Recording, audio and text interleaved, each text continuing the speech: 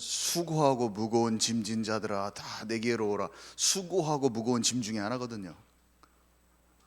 그 중에 하나야. 엄마로서 육아의 짐. 우리 손자, 우리 자식 어떻게 되지? 서울로 이사 가야 되나? 학원 보내야 되나? 뭘 가르쳐야지 맞지 얘한테?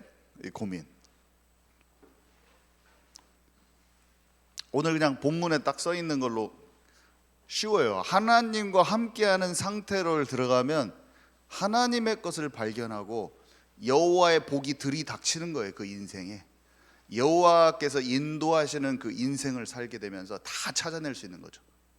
그러니까 결론부터 말하자면 영적 상태가 임마누엘로 들어가면 꿈도 비전도 다 찾아지면서 만남도 다 주어지는 게, 결론부터 말해버렸네. 이거예요. 이거를 깨트리기가 진짜 쉽지가 않아. 이게 무슨 진짜 어둠 속에서 나와야 돼. 예수님을 다 믿어도 비스무리하게 하면서 결국에는 먹고 사는 문제. 비스무리하게 다 종교적으로 형태는 다 갖췄는데 결국에는 내 자식 공부 잘하는 것, 좋은 대학 보내는 것, 결국에는 얘가 하나님과 관계 속에 있는 것은 크게 관심 없어. 그냥 교회 열심히 다녀라 하는데 얘가 진짜 마음 상태가 하나님과 진짜 함께 하느냐? 그거는 별로 관심 없는 거예요. 사실은 관심 없어. 왜 관심 없냐? 자기가 그 관계가 아니야. 사실은 자기가 사실은 기준이 먹고 사는 문제야. 깊은 곳에 들어가 본 적이 없는 거예요. 놀라운 것은 말하고 막 영적으로 막 소통된 것 같아. 근데 안 됐어. 사실은 도로 거기로 먹고 사는 문제에 가서 그 자기 수준에 그대로 사는 거예요. 몰라요. 이걸 깨닫기가 얼마나 힘든지 아세요? 하나님을 만나면 쉬운데 예수님 진짜 잘 믿었고 목사님의 오른팔이고 늘 교회를 떠난 적이 없고,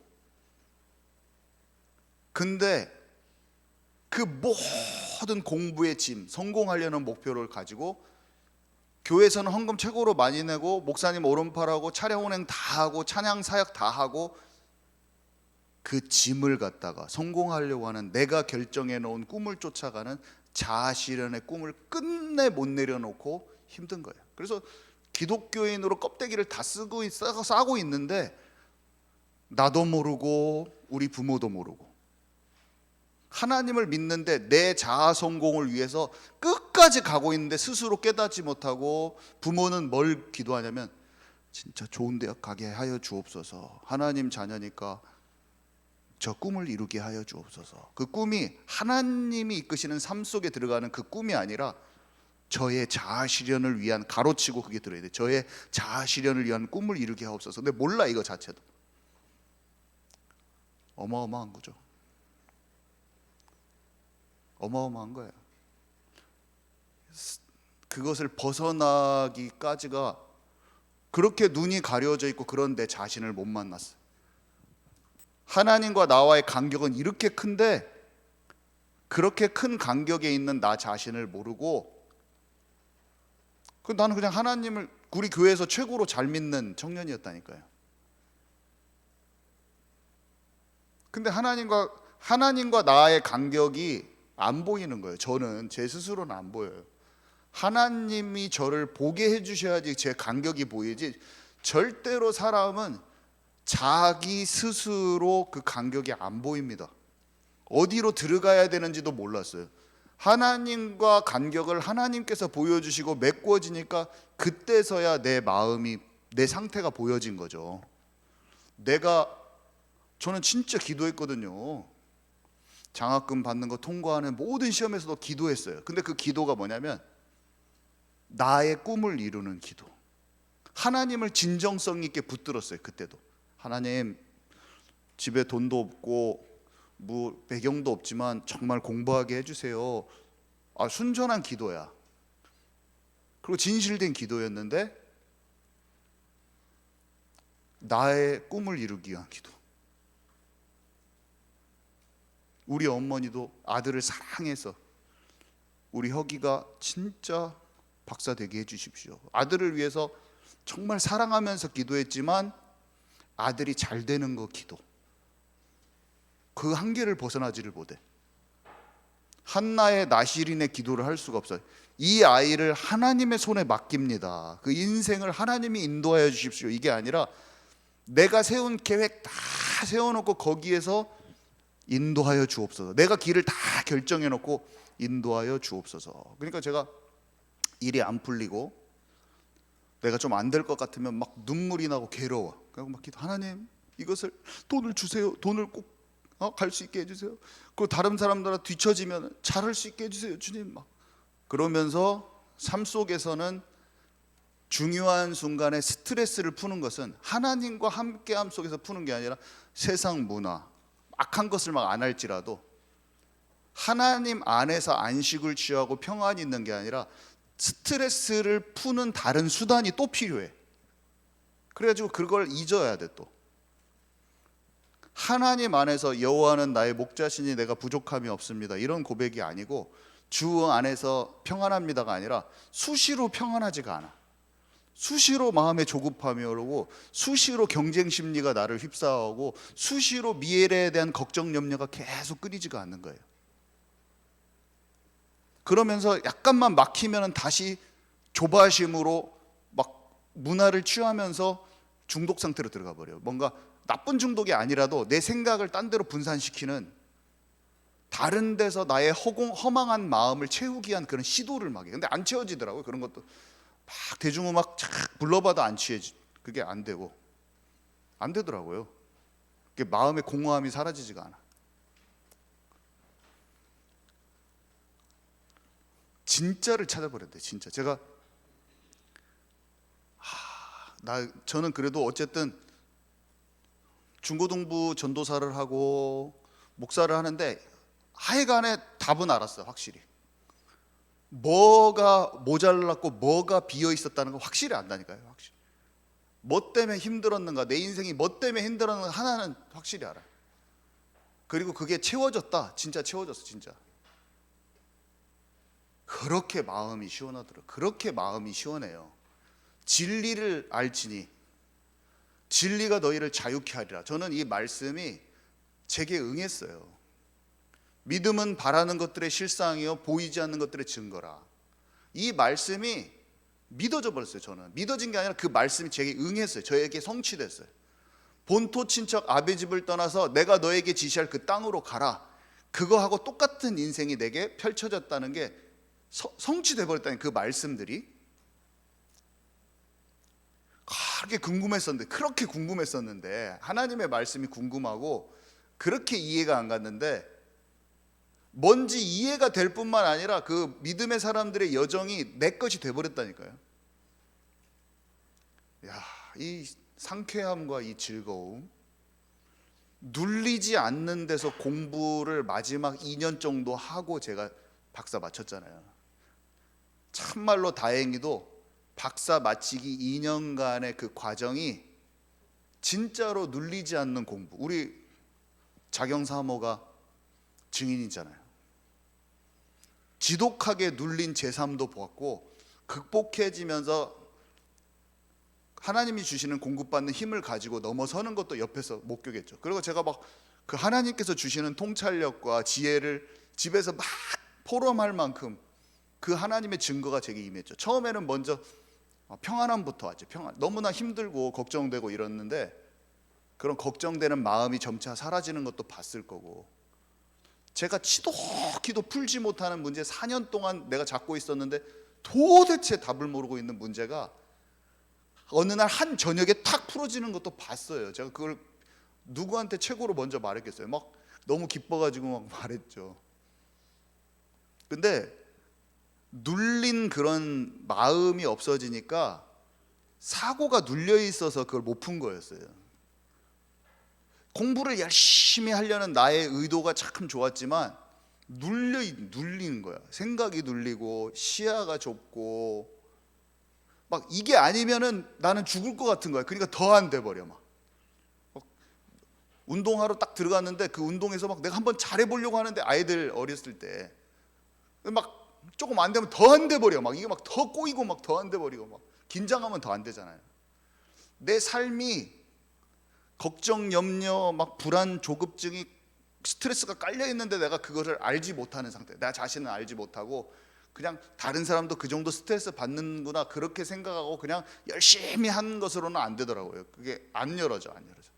제가 그렇게 하고 있는 것조차도 몰라. 근데 평안이 없으니까 사람하고 대화도 너무 두렵고 막 영어도 더 안 늘어. 막 외국인이라고 툭툭툭 해버려야 되는데 편안하면 되는데 너무나 시달려가지고 너무나 쪼여 있는 거예요, 내 마음이. 근데 그렇게 쪼여 있는지를 모른다니까요, 사람이. 하나님 안에서 힘을 공급받으니까 평안이, 세상과 다른 평안이 왔고, 저는 그게 내면에서 막 경험되었어요. 그렇게 문제가 풀어진 것은, 문제를 제가 해결한 것은 그런 과정 속의 결과물이었을 뿐이지, 하나님 믿으니까, 믿어지니까, 진짜 믿어지니까 평안이 와버리더라고요. 진짜 박사를 안 해도 되게, 새로 하나님이 저를 위해서 준비하신 길을 가고 싶더라고요. 진심으로 가고 싶더라고요. 중간에 그만하고 한국으로 오고 싶더라고요. 정말로 그냥 나에게 주어진, 내가 정해놓은 길 말고 하나님이 원하시는 진짜 그 속에 더 빨리 들어가고 싶다. 1년이라도 빨리. 박사를 내가 몰아붙이기 해가지고 세상 기준으로 부모 기대로 또 내가 만들어 놓은 우상으로 왔었던 거 좀 다 버리고 빨리 1년이라도 박사를 하고 싶지가 않더라고. 빨리 그걸 찾고 싶더라고요. 그 정도까지 올라오더라고, 마음이. 근데 그러면서 머리가 자유해지니까 내가 절대로 힘들어하던 그 문제가 도리어 편하게 탁 풀렸어요. 놀랍더라고요, 그게. 그래서 다니엘이 마음과 뜻을 정하여서 하나님께 집중하니까 하나님 그에게 학문을 주셨다고 그랬는데 그 말이 딱 이해가 가더라고요. 시대가 통찰되고 지식의 습득과 이런 게 엄청 머리가 자유로우면서 쫙 머릿속에서 쫙 엮어져요. 지혜가 오고 총명이 오고 눌리지가 않은 데서 공부를 하면 이 응용력, 융합력, 우리는 그렇게 표현하는 것들이 엄청 자유롭게 되면서 지혜가 생기고 공부가 잘 되고, 그러면서 꿈을 해석할 정도로 사람과 상황에, 다른 사람에게 주어진 하나님의 계시까지 쉽게 눈치를 챌 수 있는 영감까지 다니엘에게 옵니다. 영성, 통찰하고, 지혜와 통찰과 영성, 그 방법은 하나, 여호와와 함께하는 거예요. 여호와 하나님과 함께하는 거예요. 여호와 하나님과 함께하면 끝나버려요, 모든 사람. 우리 아이들하고 포럼해야 될 거는 그거 딱 하나예요. 우리 인생도 지금도 안 늦었어요. 우리의 인생도 하나님 안으로 더 깊이 들어가야 돼. 아멘이시죠? 네, 우리는 이 비밀을 알고 있죠. 4차 산업시대. 4차 산업시대의 정의는 이런 거예요. 인공지능과 사물 인터넷, 빅데이터, 클라우드 컴퓨팅, 모바일 등 지능정보통신 기술이 기존의 경제와 산업, 사업 전반에 융합되어 혁신적인 변화가 만들어지는 차세대 산업혁명을 말한다. 저는 4차 산업에서 막 여러 가지 일들이 있잖아요. 참 뭔가 변화되고 있잖아요. 근데 몇 개월 전부터 기술적인 감각이 아니라, 제가 기술적인 감각이 뛰어나겠잖아요. 영국에서 공학을 배웠으니까 기술적인 감각이 빠를 수밖에 없어요. 왜냐하면 영어 뉴스 같은 걸 제가 읽을 수가 있잖아요.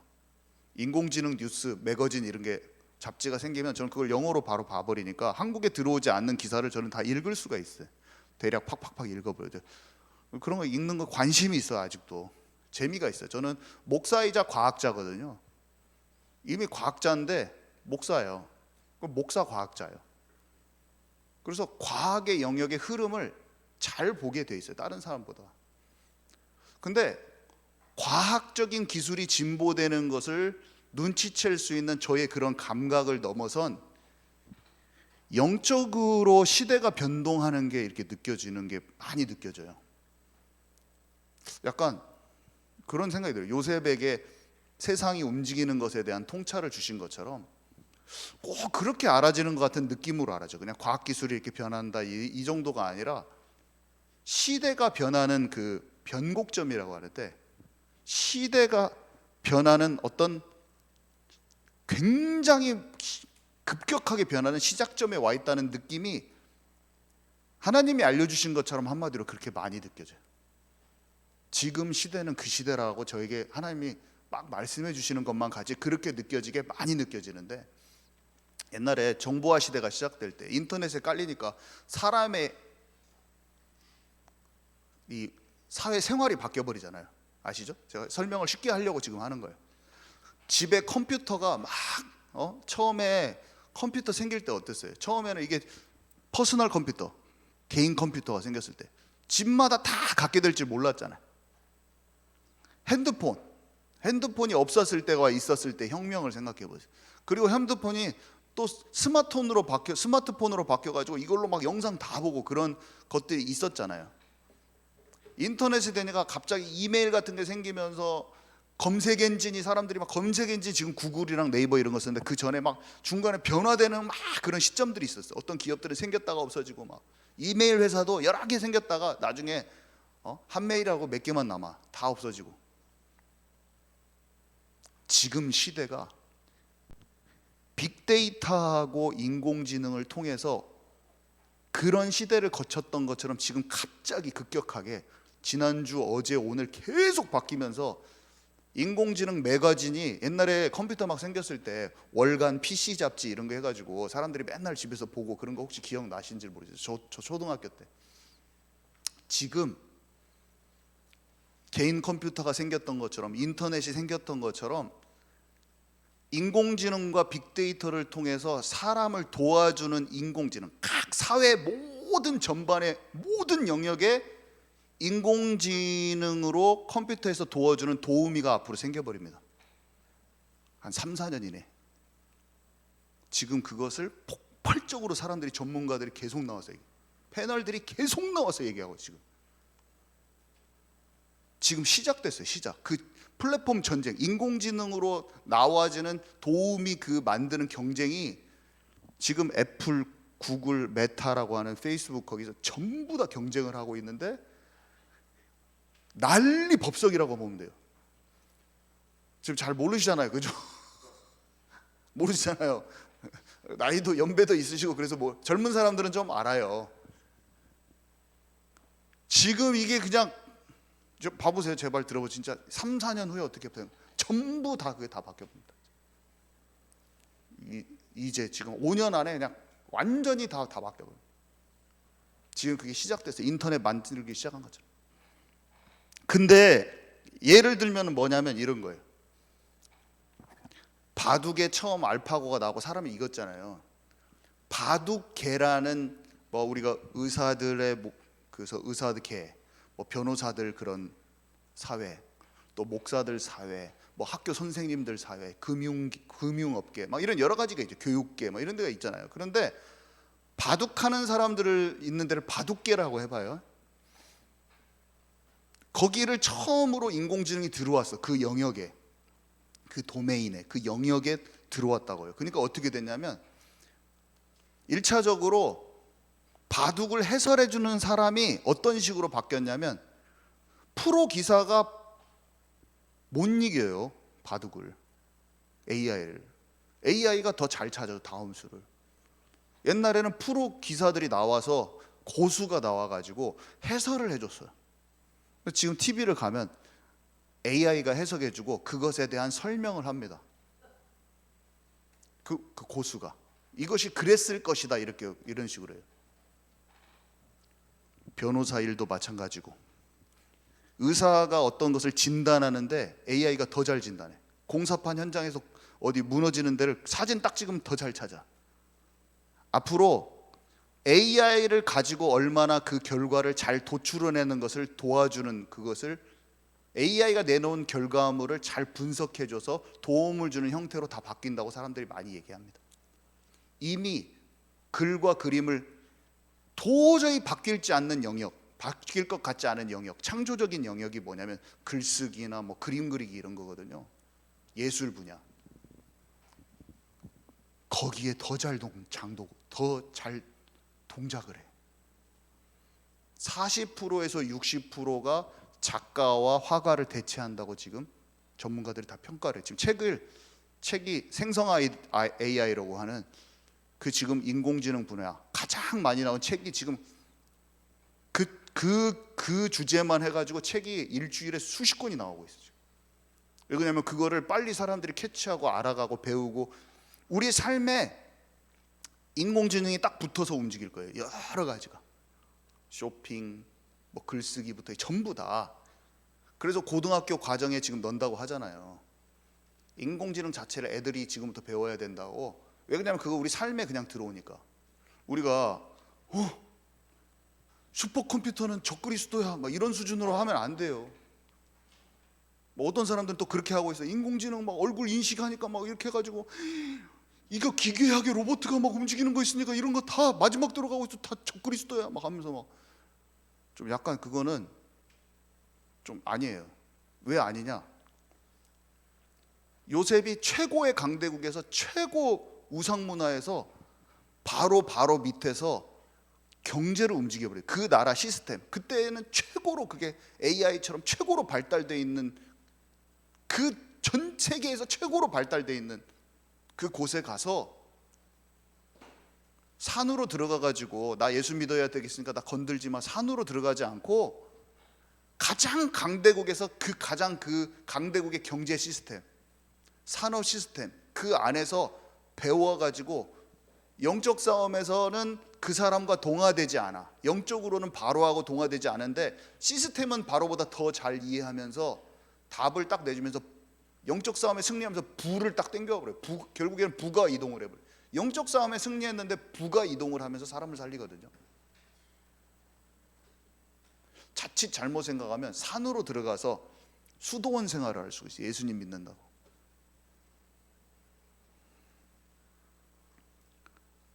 애들이 배울 거를 배우고 이 시대에 맞는 애굽의 경제, 정치, 문화, 언어 시스템을 그대로 습득해서 기능과 영성을 잘 준비해서 하나님의 길을 찾아서 정확히 세상에 강한 사람 그 밑에서 하나님의 나라의 일을 실현해 버렸다니까요. 하나님의 나라가 이루어진 상태에서 그것을 잘 배우면서 거기서 하나님의 나라의 일을 실현했다니까요. 이게 진짜 인사이트예요. 인사이트가 통찰이란 말인데, 세상에서 막 맨날 그 육아하는 아줌마들이 유튜브에 나와가지고 지금 챗 GPT랑 이런 생성 AI들이 이렇게 이렇게 하고 있는데 어머니들 꼭 배우셔야 돼요. 이거 우리가 먼저 잘 배워서 애들한테 가르쳐줘야 돼요. 막 하면서 막 말하는데 막 그 사람 몇만 명이 따라다녀요. 막 딱 보면은 전직 무슨 정보통신 연구원이었어 이 아줌마가. 애기 애들 엄마인데 과거에. 그래서 막 엄청 똑똑해서 세대를 잘 파악해. 그러니까 일반 아줌마들이 어이구 이 아줌마한테 뭔가 얻으면 자녀 교육 잘 얻어가지고 나도 이 아줌마처럼 한번 잘 키워보고 싶어. 그러니까 다 팔로워들이 막 따라다니는 거야. 막 조회수 막 올라가고 구독자 올라가고 막 몇만 명이 보고 있어. 근데 하나님과 진짜 함께하는 기도 시스템이 만들어지지 않은 부모와 아이는 저처럼 계속 조급함 속에 이상하게 갈 수밖에 없어요. 그걸로 안 된다는 걸 제가 알고 있어요. 저는 그 최신 기술을 최고로 빨리 습득해서 빨리 디뎌본 사람이거든. 저의 시대 때 나름대로 뒤처지지 않고 건축 음향 최고로 잘 가르친 데가 어딘가 해가지고 영국으로 찾아가서 배워버린 거예요. 근데 그 안에 나의 조급한 마음, 진짜 하나님과 함께함 속에서 하나님이 이루시는 길이 아니니까 수고하고 무거운 짐은 질 대로 지고 괴롭고, 나도 괴롭고 기도해 주는 엄마도 괴롭고 그냥 다 괴로운 거야. 그냥 다 그 여정 자체가 괴로운 거야.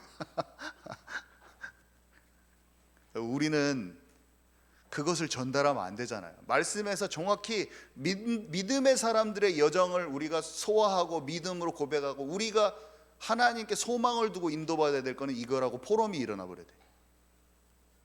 우리 자녀들과 우리 교회 후대들과는 그 포럼이 일어나 버려야 돼. 애들한테 예수님만 그냥 예수님 믿어야 돼 이것도 해야 되는데 왜 하나님의 사람들의 여정을 기록해 놓으셨습니까? 하나님은 참, 주님은 멋있으셔. 왜 그러냐면 어떻게 해라 이거라보다는 그 인생을 움직인 그 흔적들을 스토리로 다 남겨놨어. 우리가 얘기하기 좋게, 야 요셉은 어땠잖아, 그때 어땠잖아, 막 다 비유로 말할 것이 그냥 천지야. 비유로 표현할 때, 스토리텔링을 할 때 그렇게 사람 머리 쏙쏙 들어가고 적용도 잘 되고 그러거든. 비유가 뭐 해라 이거보다 더 마음에 잘 꽂혀 들어가는데, 진짜 그 사람 왜 이렇게 하나님 진짜 소설 중에 소설이, 이게 소설을 보고 막 우리가 뭘 깨닫잖아요. 뭔가 삶의 역사를 보고도 깨닫고. 근데 하나님의 사람들의 그 인생의 흔적이 최고로 중요한 교훈과 지침을 우리한테 준다. 우리 인생에 다른 것이 아니고 하나님 나라에 속한 자들의 그 걸음이 지침이 되는 거예요. 그리고 내가 부모로서 그 걸음을 걸으면 가장 큰 지침과 영적 방향성을 자녀에게 주게 돼 있어. 내가 잘 못해도 거기서 발버둥 치면서 다 전달되게 돼 있어요. 우리는 그거를 해야죠. 말씀을 가르치고 그 말씀에서 인도받은 사람의 여정이 우리의 삶 속에 조금이라도 나타나기를, 그 삶의 믿음의 사람들의 여정들이, 그러면 그게 가장 큰 교훈이 돼서 인도를 받을 거예요. 아멘이십니까? 그래서 하나님 나라의 최적, 세상에서는 최적으로 가서 최적의 것을 찾아서 최선을 다하면 네가 최고가 될 것이다 이렇게 얘기하는데,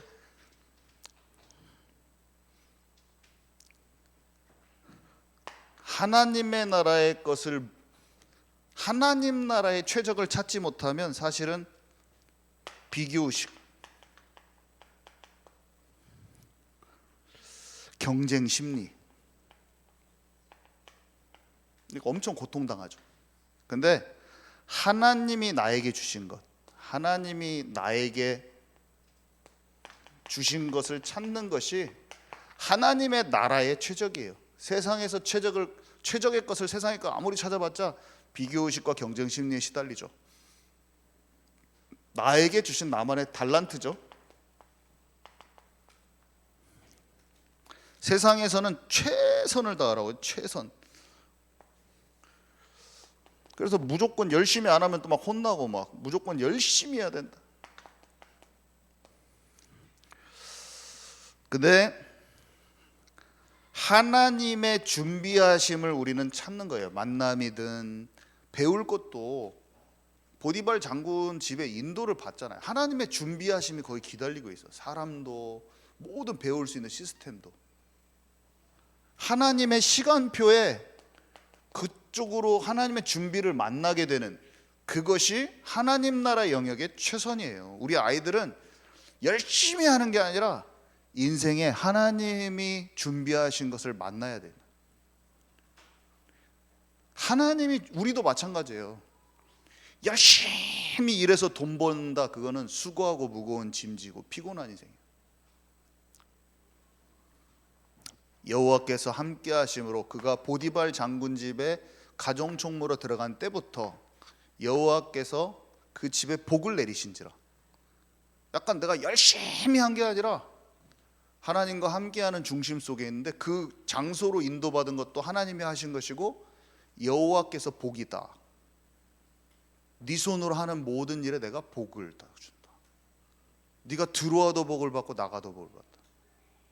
여호와께서 주시는 복이 임하는 사람이 되는 게 더 중요해요. 어디를 가도 살아남을 수가 있어요. 4차 산업, 5차 산업, 전 세계가 기근이 들잖아요. 근데 살아남았잖아.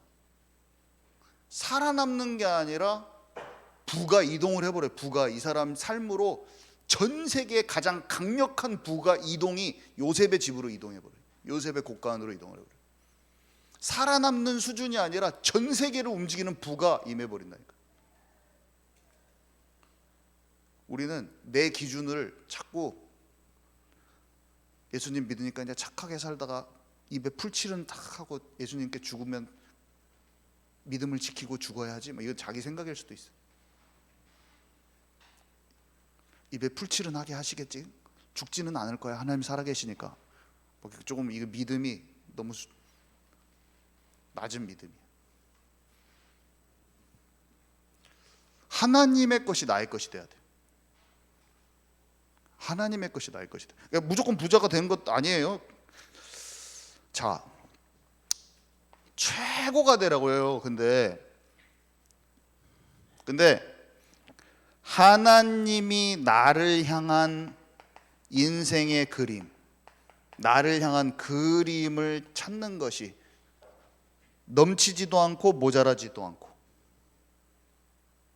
그 인생의 그림을 찾는 것이 하나님 나라의 최고죠. 세상에서는 무조건 높은 자리에 올라가라고 하죠.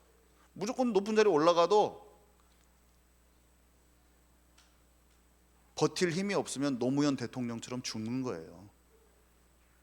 그분이 훌륭하고 사람들의 인기도 많이 받고 또 마음으로 좋은 일을 하려고 하는 의도가 있었다고 해봐요. 다른 외압에 굴복하지 않고 어째서 좋은 분이라고 해봐요.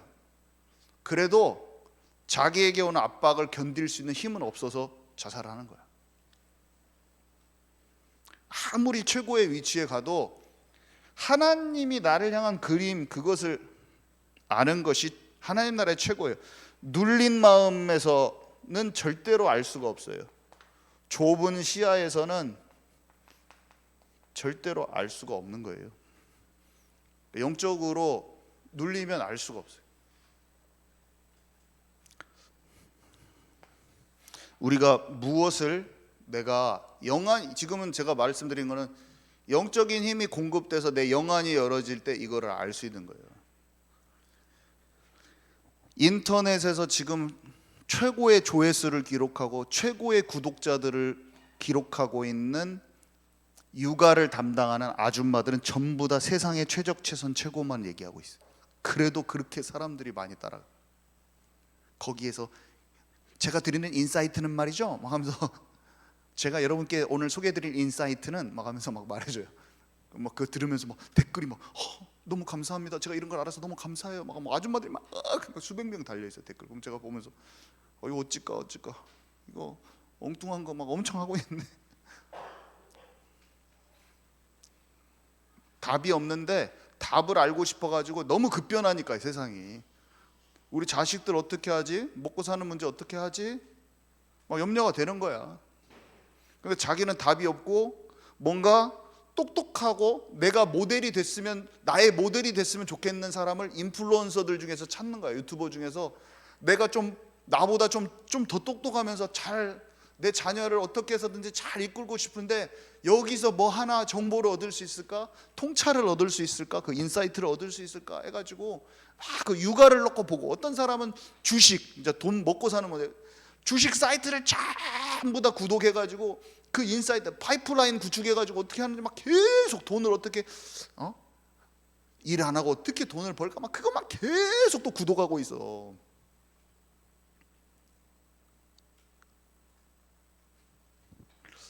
세상의 최선 최고로 구하고 있는 그 형태죠. 행태예요. 그게 사람들의 행태. 근데 절대로 안 됩니다. 뭐 어느 정도 부가 오고 뭐 파이프라인 구축할 수도 있어요. 끝이 멸망이야. 거기서 헤어나올 수가. 차라리 망한 사람이다. 망한 사람은 인생 안 되고 주님께라도 돌아오려고 마음 먹는데 돈 먹어 잘 사면 이제 하나님도 필요 없어. 이게 맞구나, 내가 한 게 맞구나 하면서 내가 노력했더니 됐군. 이제 자기의 그 가치관을 강화시켜줬어. 이제 그것이 맞아, 나요, 돈 번 거 나요, 나 이렇게 돈을 벌었는데 멸망의 상태야.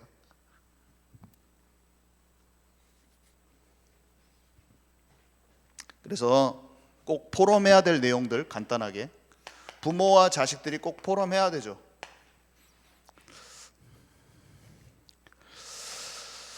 일단은 과거에 붙잡혀 있지 않을 때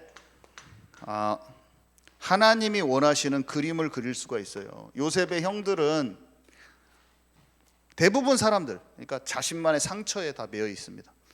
집안 분위기가 가난하다, 부정적인 말이다, 늘 사람 눈치 보면서 살아왔다, 인정받지 못한 상처, 왕따, 열등감, 착한 병, 불합리한 권위에 대한 상처, 비교의식, 경쟁 심리, 공허감, 다른 것으로 채워온 그런 습관적인 죄의 어떤 시간들.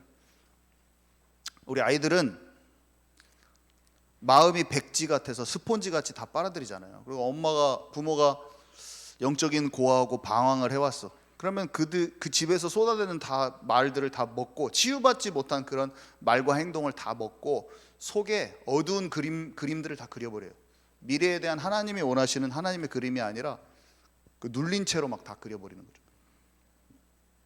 그리고 지금은 온갖 미디어, 영상, 만화 이런 게 흑암 문화가 아이들의 생각을 다 사로잡고 너무나 안 좋은 그림들을 다 그리고, 좁은 시야에 어두운 그림들을 다 그리고 있어요. 자, 대부분 사람들이 그 어둠 속에 있는데 하나님의 사람들은 어떻게 그림을 그렸어요?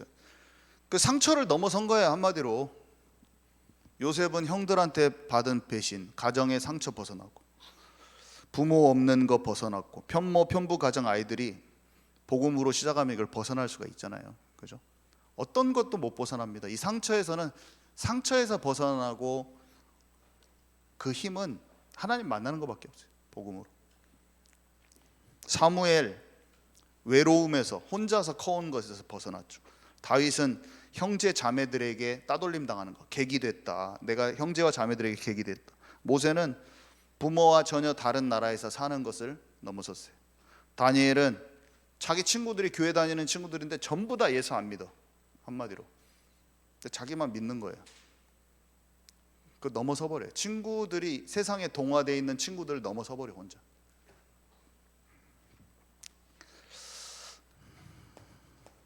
이 그림을 언제 제대로 그릴 수 있냐면요, 눌리고 포로되고 눈먼 상태에서는 안 그려져요.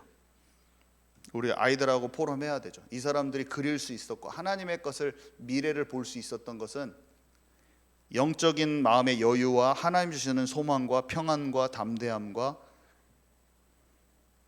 과거에 매여 있지 않기 때문에 이걸 그릴 수 있었다는 것이 포인트죠. 자, 그리고 두 번째, 하나님의 준비를 만나야 된다고 그랬잖아요. 무조건 열심히 하는 게 아니라 하나님의 준비를 만나야 되는데, 아까 말한 대로 영적 상태가 최고 중요하죠. 영적 상태가. 온유한 자는 하나님의 기업을 받죠. 내 말을 청종하는 자, 네 손으로 하는 모든 일에 복이 있을 것이다. 하나님의 마음에 합한 자, 그를 통해 하실 모든 일을 다 이루신다고 하셨고, 여호와가 함께 하심으로 형통한 자가 됐어요. 뭔가 영적 상태가 먼저 준비됐어요. 그러면서 새로운 환경을 만났어요. 참 노예라는 환경, 감옥이라는 환경 참 어렵죠. 근데 보통은 스스로 좌절하거나 보통은 다른 사람한테 상처받거나 하는데, 그 상처가 없고 스스로 좌절하지 않을 때 내 환경 자체에 매이지 않고 나에게 주어진 일, 작은 일을 성실히 할 수가 있어요.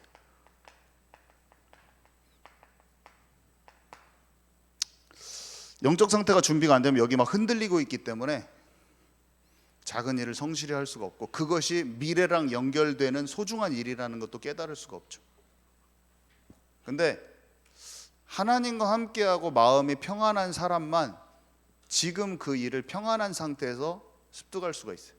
평안하게. 이게 지금 미래하고 연결되어 있다는 것도 알죠. 우리 포럼을 해줘야 되죠. 그래서 마음과 생각을 지켜질 때, 한마디로 마음과 생각이 지켜질 때,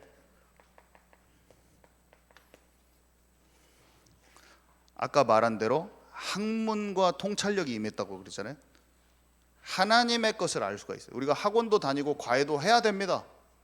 근데 영적 상태가 있는 애들이 눌리지 않고 공부를 하나님 주신 지혜로 할 수가 있어요.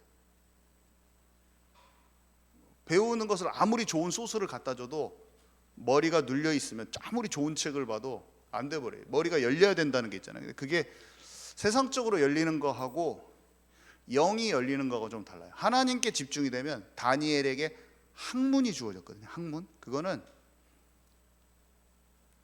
여호와를 경외하는 자가 지식의 근본이다. 하나님이 공부할 수 있는 그 열어주시는 거예요. 저는 그걸 알고 있어요. 그거를 집중도도 그렇고 깨달아지는 것도 그렇고 완전히 한 차원이 탁 넘어서져 버려요. 4년 동안 이해가 안 되는 게 그냥 한날 저녁에 망해도 되고 편안한데 그냥 갑자기 전구가 팍 들어온 거 좀 팍 알아져 버리더라고요. 근데 제 마음에 뭐가 있냐면 이거 못 안 하면은 모르면 말지. 그러니까 무시하고 방치해 둔다는 게 아니라 내게 하나님이 주시는 것을 평안하게 하면 되지. 이거를 내가 이렇게 보고 있는 거예요. 막 이게 뭐지 막 하면서 막 조바심 나면서 막 어려우면서. 근데 제 마음 상태가 어떻게 돼 있냐면 이렇게 4년 동안 보고 있었는데 딱 이렇게 놓고 본 거예요. 내가 내 자세가 이거를 보는 자세가 그냥 이렇게 보게 된 거예요. 이렇게 한 번도 이렇게 본 적이 없어. 맨날 마음이 조급해가지고 막 내 눈앞에다 갖다 놓고 막 안 보여. 눈앞에 너무 가까워가지고. 근데 편안해진 거예요. 내 마음이 평안하고 이게 보니까 여기 허점이 딱 보이더라고. 오, 이거구나. 이 문제 저거 그렇고 논문 쓴 내용이 뭔가를 막 풀어가지고 쓴 논문이 아니라 제 논문의 내용이 뭐냐면 지금까지 사람들이 이렇게 봐왔는데 전혀 다른 시각으로 이렇게 봤더니 이것이 이거랍니다 라고 쓴 그 내용이 제 논문의 내용이었어요. 그래서 교수님한테 가서 말했더니 그라운드 브레이킹 막 하더라고 저한테. 이게 진짜 너무 혁신적인 생각이다. 저는 이거를 그냥 쓰면 그날 말해줬어요. 그날 대화한 날 박사가 끝났다. 너는 끝났다. 이거를 정리해서 내면 된다. 그날 말해주시더라고. 그날 아침에 제가 하나님이 지혜를 주시는 데서 공부해야 되구나. 나는 거의 망해도 된다고 생각하고 있는데 이렇게 편하게 되냐 공부가. 너무 편하더라고. 우리 아이들에게 이것이 와야 됩니다. 우리 아이들에게 평안함 속에서 지혜가 임하는 게 와야 돼요. 학문이 배움이 돼야 돼요. 이게 공부로 막 스트레스 받으면서 시험 치는 게 아니라 배움이 돼. 세상을 이해하고 영적으로 세상을 이해하고 영적으로 지식들을 이해하고 그게 배워져야 돼. 배움이 돼야 되지. 공부로 막 시달리면 아무것도 안 돼요. 조금 뭐 등수 조금 좋아봤자 세상을 못 살아요. 그렇지만 세상이 어떻게 돌아가는지 영적 원리를 알고 하나님의 형상으로 사람이 보여지고 어둠의 역사가 보이고 시대도 세계사나 이런 것도 하나님의 경륜을 가지고 언약적인 관점에서 꿰뚫어진 상태에서 모든 문명도 보여지고 할 때 공부 좀 못해도 돼요. 하나님의 지혜가 임하면 모든 일을 평안함 속에 여유를 가지고 담대함을 갖고 사람 관계 속에도 그렇고 모든 일도 그렇고 제대로 딱 할 수 있는 힘이 생긴 거예요. 이게 없으면 공부 잘하는데 서울대생들인데 나와가지고 인간관계가 안 되는 사람들이 그렇게 많잖아요. 알죠? 더 많아요. 왜 그런지 아세요? 똑똑한 것으로 안 돼. 관계가 안 돼. 얼마나 제가 이게 안 되든지. 공부는 잘해요. 곧잘 잘해. 계산도 잘하고. 근데 뭔가 이게 잘 못해 막. 관계 속에서도 힘들고 뭐 힘들어. 뭐든지. 그냥 이렇게 말하는 것도 힘들어요. 저는. 힘들었어요. 왜 그러냐면 주눅 들고 사람이 뭔가를 시원시원하게 할 수가 없어. 늘 눌린 거예요. 뭔가. 근데 복음을 알고 갖춰지면서 다 편안해지더라고요. 마음이 편안해지는 거예요. 우리 아이들한테 와야 될 힘은 하나님이 함께 하시는 그 힘, 모든 것을 하나님의 마음으로 볼 수 있는 힘, 관계 속에서도 내 삶에서도 이게 갖춰지면서 지식도 지혜도 통찰력도. 아멘이시죠? 네. 대화를 해줘야 됩니다. 대화하면 또 눈치를 채요 아이들이. 왜 그러냐면 밖에 나가면 자기가 힘든 것도 그런 게 힘들거든. 저는 한 번도 이렇게 들어본 적이 없어요. 하나님이 주신 하나님과 함께하면 이런 거 들어본 적이 없어요. 제가 들었으면 조금 이해했을 것 같기도 해요. 어렸을 때 들은 적이 없어요. 저는 그 중고등부에서 다 말해줄 거예요. 말해왔고 계속 말해줄 거예요. 너네들 진짜 얘네들도 직감으로 알거든. 중고생들 보면 공부 열심히 하는 애들은 이거 공부 안 하면은 지금 도태돼서 안 되구나 그래서 공부하는 애들이 있거든요. 공부 열심히 하는 애들 나중에 진짜 뭐가 돼야지. 근데 그 조바심이 계속 공부하다 보면 그게 가중된다는 걸 조금 지나면 알아요. 저는 고등학교 때부터 막 알기 시작했어요. 이게 지치구나. 이게 막 왜 이렇게 힘들지? 왜 이렇게 힘들게 하지? 이게 공부의 목적이 뭐냐 도대체. 좋은 대학 가고 훌륭한 사람 되는데 훌륭한 사람 되고 좋은 대학 가는 게 그것으로 내가 만족이 안 돼. 이해가 안 돼. 공부를 하는 그 동기부여가 안 되더라고요. 이상하게. 그래서 훌륭한 사람 되는데 뭐 이런 생각이 들더라고요. 고등학교 1, 2학년 되니까 바로 그 생각이 들더라고. 애들도 엄청 생각합니다. 내가 엄마 기준, 엄마를 위해서 공부하는 건가? 아니면 내가 지금 공부 왜 하지? 계속 생각이 많이 들었어요. 잡히지가 않고. 근데 하나님 자녀로서의 정체성이 발견되고 인생을 살아야 될 진짜 목적이 발견되니까 그때부터 진짜 재밌더라고요. 저는 신학교 갔을 때는 공부가 정말로 배움으로 했어요. 진짜 재밌더라고. 모든 게 성적에 상관이 없이. 거기서도 성적하는 사람도 있어요. 진짜 신기해. 진짜 공부는 진짜 평안하게 하나님 안에서 배움을 하는 거죠. 자, 그래서 약속의 땅을 반드시 취하게 됩니다. 완전 기근이 들었는데 정복하고 다스려 버려요.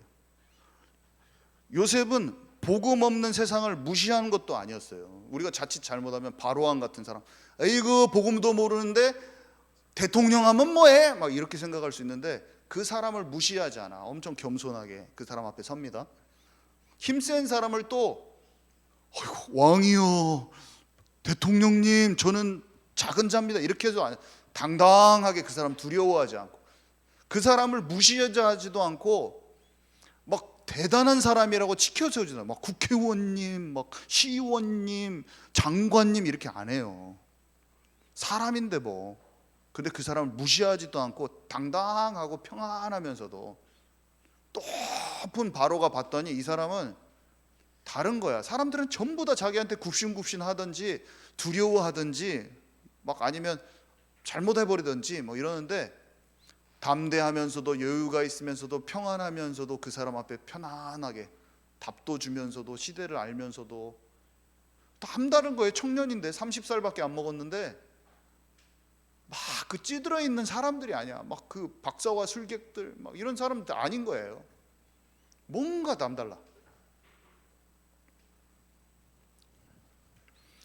온 땅에 기근이 들었는데 지금 경제가 난리잖아요. 전 세계가 부의 이동이 일어나는데 내가 왕에 있는 자리만 빼고 다 네가 다 책임져라. 네가 다 나라를 다 네가 다스리라. 전혀 예상하지 못한 곳에서 경제가 딱 풀어져 버리는데 요셉의 삶에서 겨우 살아남는 것이 아니고 전 세계 사람들이 몰려올 만큼 경제가 딱 채워지면서 쌀 팔면서 세계를 살립니다. 하나님의 사람들에게는 저는 좀 뭔가 이상하게 확신이 드냐면 진짜 하나님의 마음에 합한 채로 움직이는 사람들은 요셉의 곡간이 주어진다. 가장 기근 시에. 초대교회도 그랬어요. 초대교회도 그랬어. 다 기근 들었는데 초대교회가 다 안디옥교에서 다 지원해 주잖아요. 이삭도 그랬어요. 전체가 다 기근인데 농사 100배의 축복과. 근데 특징이 뭐냐면 그리스도가 주인이야. 한마디로 언약의 사람들이 다 언약의 사람들이 다 그렇게 됐어. 요셉의 곡간을 분명히 받는다. 더 힘들 때 안 죽는다. 고센 땅에 가잖아요. 이 땅은 보호받고 공급받고 생산성이 있는 곳이에요. 한마디로 여기가 약속의 땅이자 여호와의 기업이에요. 자기 자식들까지 가족들까지 다 책임질 수 있는 땅으로 하나님이 인도하셨어요.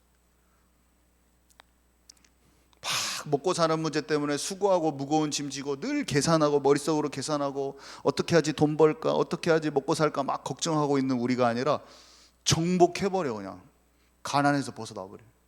가난도 재앙이거든. 벗어나버려요. 인생이 수고하고 무거운 짐진 인생이 아니라 벗어나버린다니까.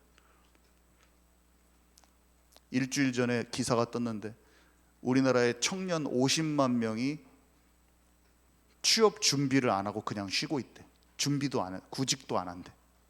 50만 명. 그리고 한 아가씨가 나와가지고 막 질문하니까 왜 구직도 안 합니까? 막 하면서 막 그런 얘기를 막 나누는 게 나오더라고요. 막 근데 막 이미 낙심돼 있고 힘들고 막 그래. 뭔가 삶이 막 코로나로 막 힘들고 막 대학들도 없어지고 막 난리가 하니까 이미 스스로 좌표자기 해버렸어요. 이쪽에 매여가지고.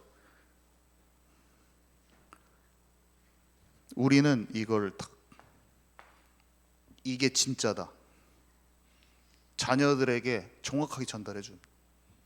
그리고 알아들어요. 청년들도 알아듣고 자녀들도 알아들은 애들이 나옵니다. 반드시. 제가 어렸을 때 알았더라면 얼마나 좋았을까.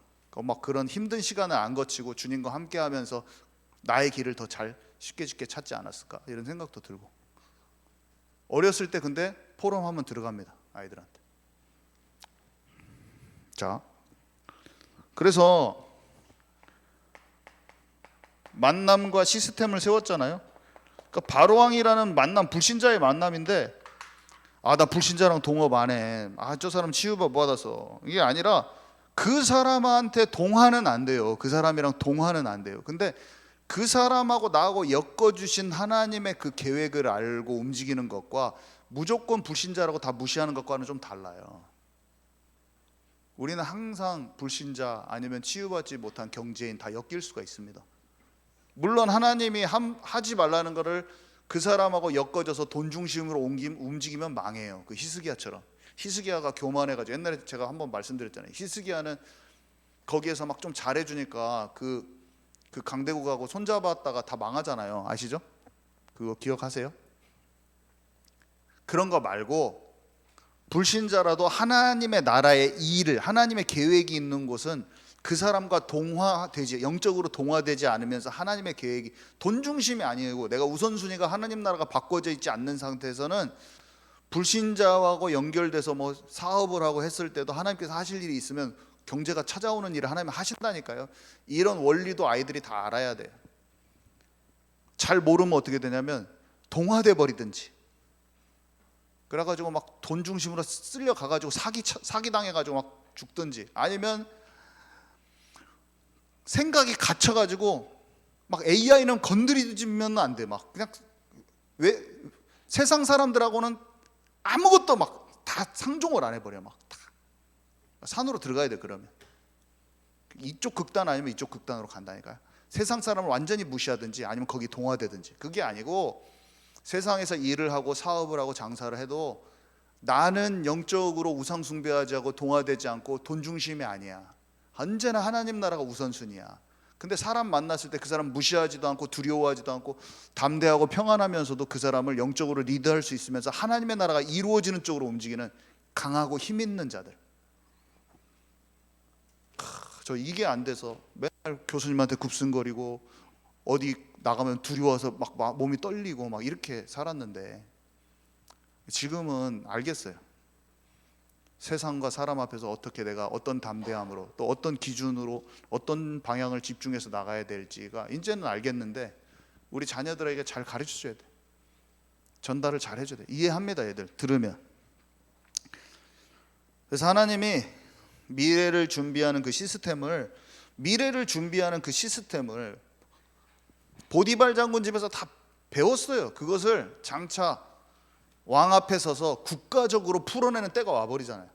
그때 성실하게 준비해가지고, 이집트의 축소판이거든. 그 보디발 장군 집이 이집트의 축소판이잖아요. 그러니까 그 왕 앞에서 예행 연습을 해본 거예요. 보디발 장군 집에서 자그마한 그 집도 큰 대궐 같은 집이었겠지만 그 집을 다스려 본 것이 그대로 자양분이 돼서 인턴십이 돼가지고 큰 나라를 왕 앞에서 다스릴 때 딱 된 거예요. 술 맡은 관원장, 떡 맡은 관원장의 그 사람들도 장관들이요, 엄청 높은 사람들인데 정치인들이고, 그 사람들의 꿈을 해석해 주면서 나중에 왕의 꿈을 해석하기 전에 조금 왕보다 낮은 사람 앞에서 정치인들 조금 한번 예행 연습한 거다니까요. 하나님이 거쳐가는, 그래서 우리가 거쳐가는 과정 속에 만나는 사건과 만남과 이걸 무시하면 안 돼. 그 작은 것에서 정확한 훈련을 받을 때 장차 나에게 있을 일이 다 연결이 돼 있어요. 오늘 하나님 앞에서 좋은 그림을 그리고 중간에 거쳐가는 만남들과 사건들 가운데 하나님의 섭리를 있다는 것을 정확하게 기억하면서 소중히 여기고 감사하게 여기고 눌려있지 않으면서 그 중에서 하나님의 계획을 찾으면서 잘 인도받고 기능과 영성을 잘 준비하면서 장차 하나님이 중요한 것에 쓰이실 거거든요. 우리 아이들이 그렇게 될 건데, 우리 아이들한테 어렸을 때부터 세상의 최적 최선 최고 말고 하나님의 것들을 소망하는 마음을 심겨줘야 돼요. 다른 것보다. 공부 열심히 하는 것도 당연히 하는데 아이들 마음속에 하나님의 그림을 심겨줘야 된다니까. 하나님이 이끄실 인생에 대한 소망을 품게 해줘야 돼요. 우린 이걸 합시다. 애들이 좀 잘 알아들을 수도 있고 못 알아들을 수도 있고. 우리는 늦었지만 그래도 지금 우리도 인도 받으면 되고, 그렇지만 우리 아이들에게는 우리 손주들, 우리 자녀들 싹 얘기해 줘야 돼요. 우리가 해야 될 건 딱 이거예요. 만나면 애들 요셉 얘기 좀 탁 해주고, 조금씩 뜯어갖고 한 개씩 여기만큼 얘기해 줬다가 또 핵심 포인트만 딱 하나씩 딱 얘기해 주면 이 아이들의 마음 속에 그게 기준이 돼야 돼요. 그러면 삶의 순간에서 우리 할아버지가 얘기해 줬던 거 딱 생각나고, 내가 왜 이렇게 여기서 힘들지? 내 힘으로 하다가 힘들다가도 엄마가 중심 있게 그 얘기해 줬던 그 방향이 딱 생각나는 그 순간 잘못된 방향을 돌이킬 수가 있게 돼요. 저도 그렇게 해서 돌이켰잖아요. 저희 어머니가 항상 말씀해 주셨는데, 제가 편지, 고등학교 때 편지에 다윗의 얘기와 요셉의 얘기가 다 써 있어. 이 얘기가 써 있어. 요셉의 얘기가 다 써 있어.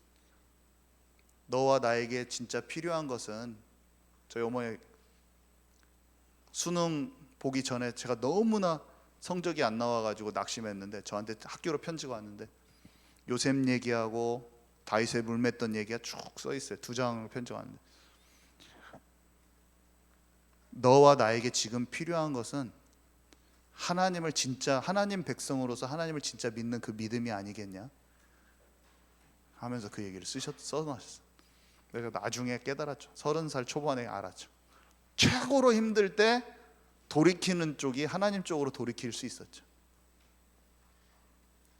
우리가 지금 나누는 포럼이 헛된 것 같이 보이지만 결국에는 메시지보다 더 중요한 게 우리의 삶의 진짜 부모로서 선생님으로서 그 느껴지거든요. 진짜 중심의 축이 느껴져요. 아이들이 있으면 진짜 예수님을 믿고 그 한마디 하는가 느껴요. 그 삶의 전체를 보고 좀 잘 실수가 많아도 느껴진다니까요. 그때 세상에 많은 기준과 가치관이 있을지라도 내가 가까이서 보고 있었던 믿음의 사람들의 그 기준이 나한테 발동하는 날이 옵니다. 가장 절체절명의 순간에. 그때 여호와를 향하여 딱 집중할 때 그 애들이 딱 뒤집어진 날이 올 수가 있어요. 사람들이 다 그랬잖아요. 모세가 그랬고 중간에 딱 바뀌잖아요. 엄마한테 들었는데 나중에 딱 바뀌다. 현재 보여지는 아이들의 모습으로 지치지도 마시고, 우리가 해야 될 건 하나, 우리 자신을 진짜 믿음의 축을 딱 세우는 거예요. 그게 최고 중요해요. 애들을 오늘 너무 안 바뀌어졌다고 너무 괴로워하지도 마시고, 다만 나를 정확히 준비하시면, 저희 어머니 통해서 제가 결국에는 나중에 하나님을 알았듯이 우리 자녀들도 반드시 돌아오는 그 시간표가 있습니다. 오늘 우리가 잘 준비합시다. 이것이 내가 먼저 소화해야 돼. 그리고 또 시간이 되면 그 중심으로 전달하고, 그러다 보면 나중에 하나님의 때가 옵니다. 주님 너무 감사합니다. 오늘 말씀이 잘 정리되어서 우리 아이들과 자연스럽게 포럼되어지고, 또 하나님의 때에 하나님의 시간표에 그 방향을 잘 찾아낼 수 있도록 오직 성령께서 나와 우리 특별히 자녀들, 또 우리 교회의 후대들을 그렇게 인도하여 주옵소서. 예수 그리스도 이름으로 기도합니다. 아멘.